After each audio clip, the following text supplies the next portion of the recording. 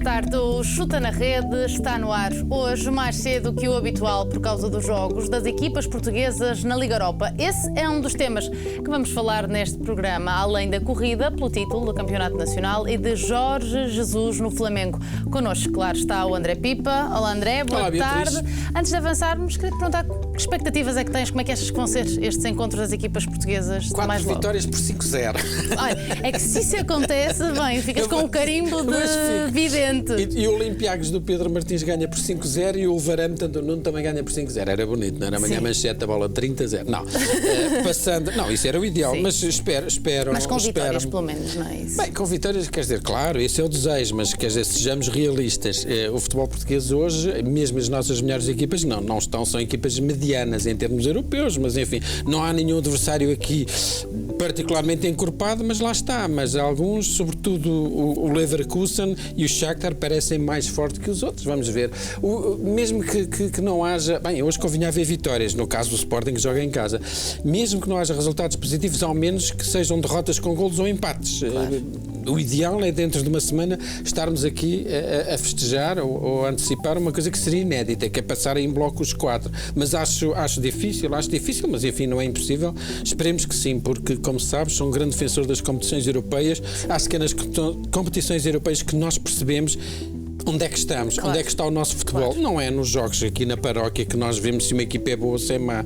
É no confronto com as outras, com os melhores, com os mais competitivos. Aí é que percebemos a que distância estamos do topo e as competições europeias servem mesmo para isto. Boa sorte para os 4 clubes portugueses hoje na Liga Europa.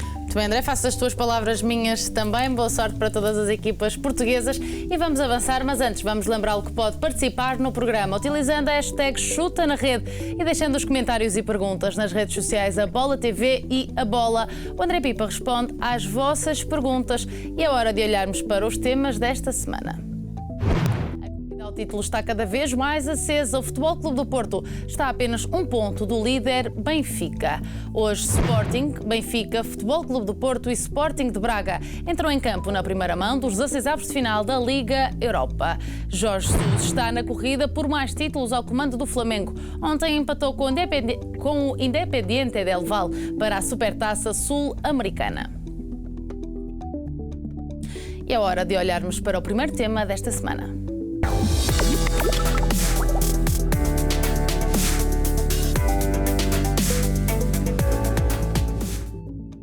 A corrida ao título nacional está cada vez mais intensa após a derrota do Benfica na recepção ao Sporting de Braga e o triunfo do Futebol Clube do Porto diante do Vitória de Guimarães. Os Dragões estão a apenas um ponto dos encarnados.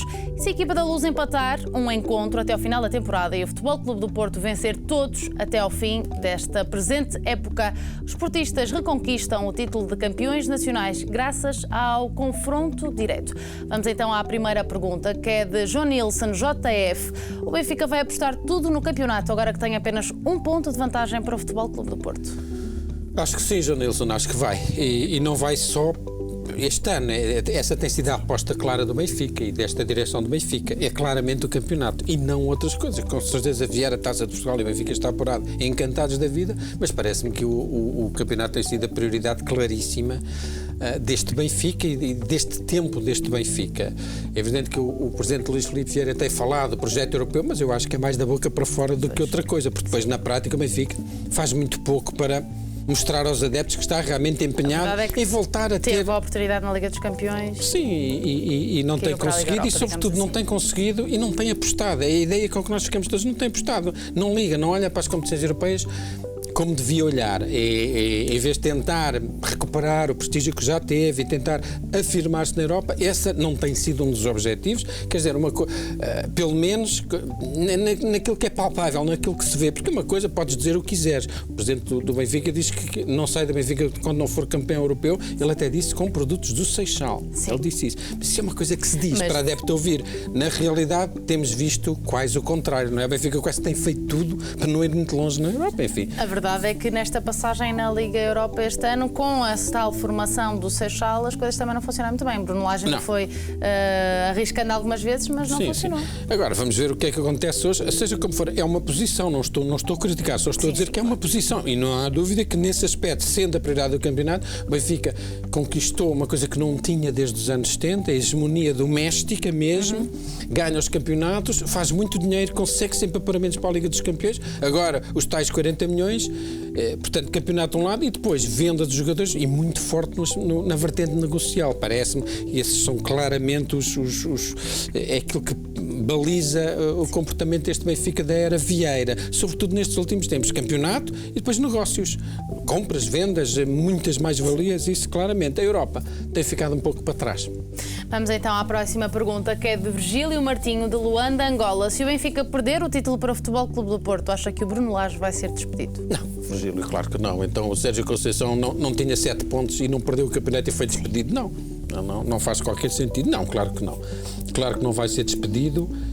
Nem isso honra seja feita, é raríssimo. Aquilo que aconteceu com o Rui Vitória foi uma anormalidade no percurso do Luís Filipe Vieira. Ele, em geral, mantém, isso que me estava a lembrar. Ele mantém os treinadores.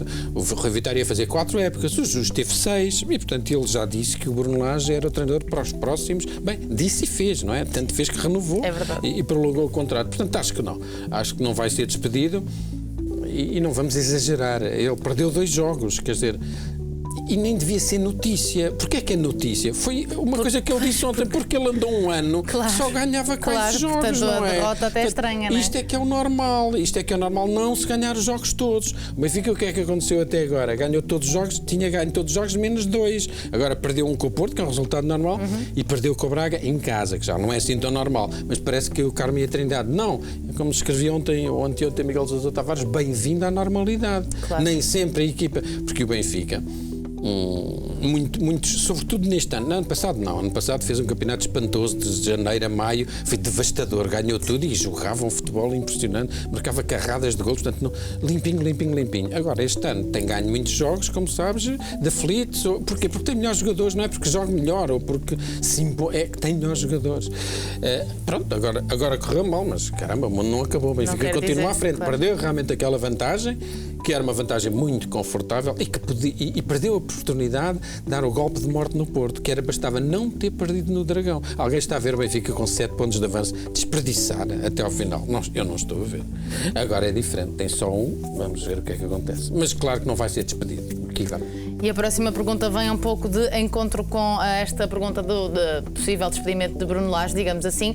Que Ivan Padilha pergunta, independentemente dos resultados do Benfica até ao final da época, acha que Ruben Amorim vai para a Luz?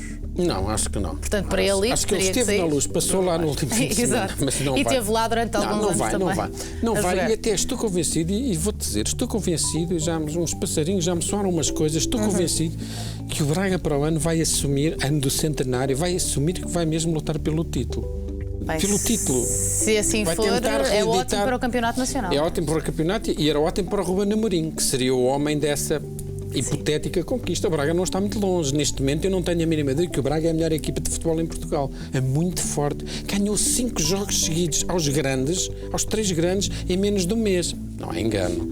Beatriz, não há engano. 1 ou 2, uma pessoa até tiveram sorte. Agora 5 de enfiada e um no Dragão, outro na Luz. Não.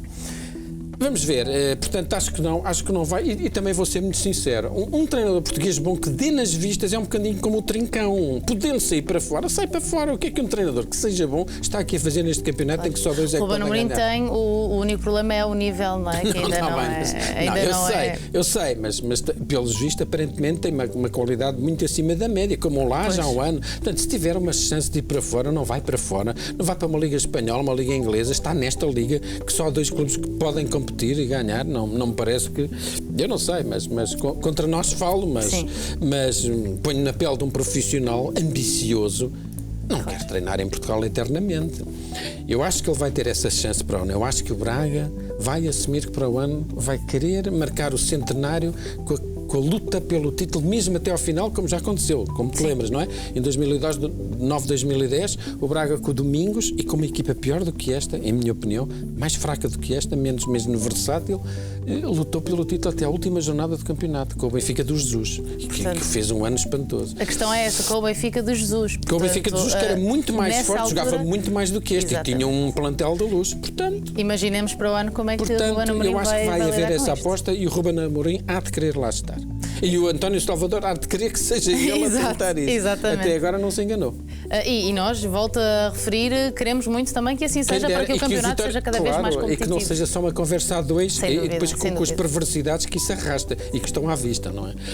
Enfim. Vamos então à próxima pergunta, que é de Tilson Quintas, de Namibe, Angola. Acha que as próximas 5 jornadas podem decidir o campeonato nacional? Tilson, eu pensei, será que esta pergunta tem truco? Porque é que são 5? Porque é que são 5? Eu fui ver os calendários das próximas 5, basicamente é o mês de março, e vi Benfica, Gil Vicente fora, Marítimo casa, Vitória de Setúbal fora, Tondela casa, Portimonense fora, Porto, Portimonense casa, Santa Clara fora, Rio Ave casa, Famalicão fora e Marítimo casa. O único jogo realmente, aparentemente, muito difícil aqui é o Porto com o Famalicão fora. Portanto, em março, nas próximas 5, não me parece, diz-me a normalidade que se calhar até ganham ambos os 5 jogos, não sei. Em abril, que as coisas depois começam a aquecer, e então em maio mais ainda, mas nas próximas 5 jornadas não sei se vai decidir. Agora, em abril, por exemplo, o Benfica tem 3 deslocações difíceis. Rio Ave, Marítimo e Famalicão. 3 em 5. Aí, se calhar, já... E o Porto tem Boa Vista casa, é derby, e tem Passos Ferreira fora. O mês de março é mais difícil para o Porto, o mês de abril é aparentemente mais fácil para o Porto, bastante mais difícil para o Benfica. Portanto, eu apostaria, embora acho que isto vai ser renhidíssimo até ao final, e só espero que o campeonato seja decidido, que não haja casos, que seja decidido no relvadinho. Sim. E só. Como dizia Jorge Jesus, limpinho. Espero que seja limpinho. E que não haja arbitragens manhosas e que não haja isto ou aquilo, aquelas coisas que nós estamos saturados até à ponta dos cabelos. Espetáculo pelo espetáculo. Olha, façam como aqueles miúdos amorosos do Sporting Benfica, ou aquele miúdo que não era penalti e bateu-lhe na cara. Façam assim, não custa nada, para variar, para não ser sempre a mesma porcaria. Para não ser sempre a mesma coisa, é verdade. Vamos olhar então para a pergunta de José Feial. Neste momento, considera o Sporting um dos 3 grandes em Portugal? Claro, uma questão sim, José, muito curiosa. Não, claro que será que este é a questão que o Braga está a jogar mais, com certeza, mas vamos com calma.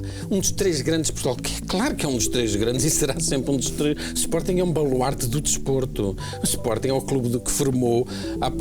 Em termos históricos, formou ao pequeno almoço o Cristiano Ronaldo e o Figo. O Sporting é um clube que, mesmo na pior crise de sempre, ganha títulos europeus em modalidades, como o futsal, o hóquei em patins. O Sporting, há 4 anos, o Sporting produziu o núcleo duro da seleção que conseguiu o maior título da história do futebol português. Portanto, vamos com calma. O Sporting está a viver um momento terrível, tem uma equipa que joga, é um pavor, não jogam nada.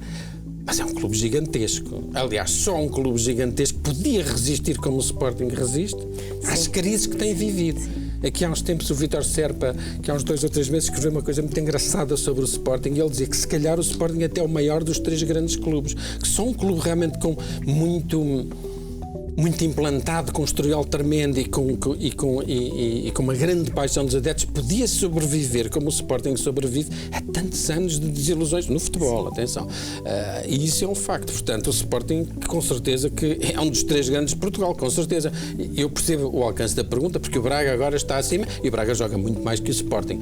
Mas não comparemos. Claro, não podemos deixar o histórico para trás. Se atreveu a fazer essa comparação, levou uma resposta. O António Salvador, que andou ali com umas coisas, depois o Godinho Lopes, antes de um Sporting Braga, pegou-lhe no braço e convidou a visitar o museu do Sporting. Quer dizer, não há comparação entre os dois, atenção. E atenção que o Braga é um clube fantástico, a crescer imenso, mas o Braga atrai 10 mil espectadores aos jogos em casa, não é? O Sporting, na pior das crises, arroça aos 30. Consegue levar essa massa adepta e essa história toda que tem. Portanto, de grande claro clube. Que é um dos 3 grandes em Portugal e será clubes. Agora, no futebol, evidentemente, que é quase um eufemismo chamar-lhe grande neste momento. É grande de nome. Pode ser que Sporting recupere, entretanto, para poderes dizer que é grande mesmo. Sim, não, pode ser agora na clube, Liga Europa. como clube, massa crítica, claro que é um Claro. clube enorme, claro que é grande. Muito bem, André, não vamos deixar de falar das equipas portuguesas porque vamos deixar o campeonato, mas vamos falar da Liga Europa.